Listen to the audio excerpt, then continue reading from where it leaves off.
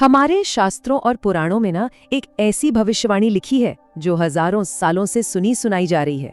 एक आखिरी युग की कहानी, एक आखिरी अवतार का जिक्र। तो चलिए आज इसी रहस्यमय भविष्यवाणी की गहराइयों में उतरकर देखते हैं।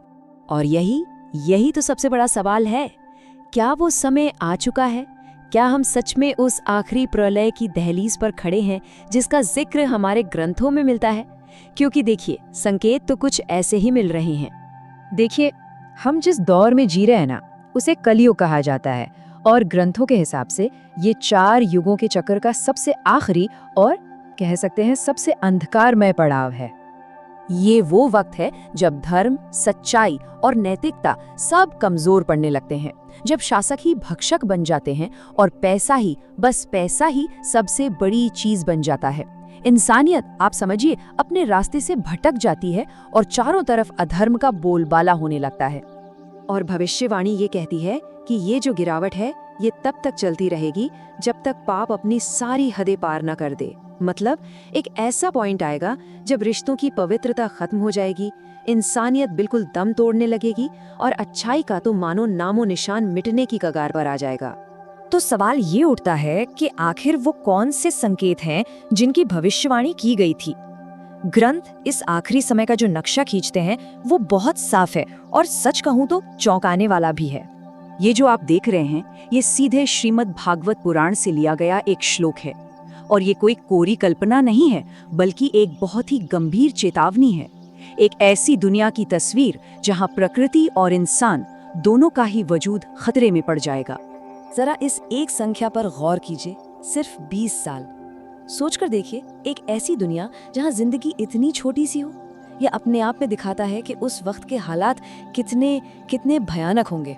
लेकिन शास्त्रों में लिखी बातों के अलावा एक जीता जागता भौतिक संकेत भी है, एक ऐसा रहस्यमयी निशान जो हर गुजरते पल के साथ हमें उस आखिरी समय के और भी करीब ला रहा है। और सबसे हैरान करने वाली बात तो ये है कि ये कोई छुपा हुआ राज नहीं है। ये एक जीती जागती, कह सकते हैं एक फिजिकल वार्निंग है जो केदारनाथ की पवित्र भूमि पर मौजूद है और हर साल अपनी जगह बदल रही है। तो आखिर ये संकेत है क्या और मौजूद कहाँ है?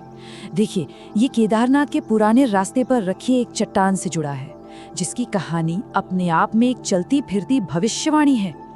तो ये भविष्यवाणी बहुत सीधी और साफ है।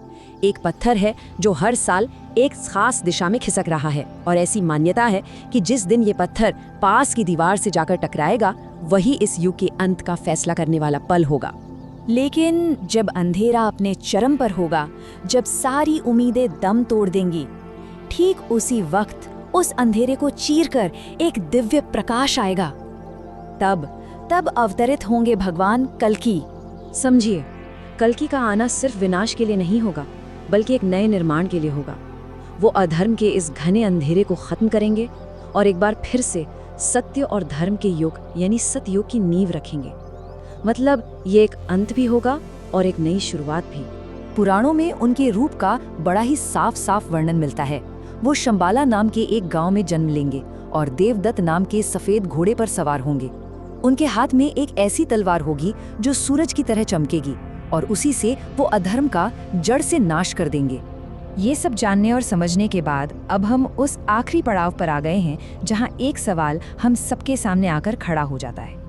देखिए, समय का पहिया तो घूम रहा है, बदलाव तो होकर ही रहेगा, ये तय है। लेकिन असली सवाल ये है कि क्या इंसानियत उस आखिरी प्रलय और उसके बाद जो बड़ा बदलाव आने वाला है, उसका सामना करने के लिए आध्यात्मिक और मानसिक तौर पे तैयार है?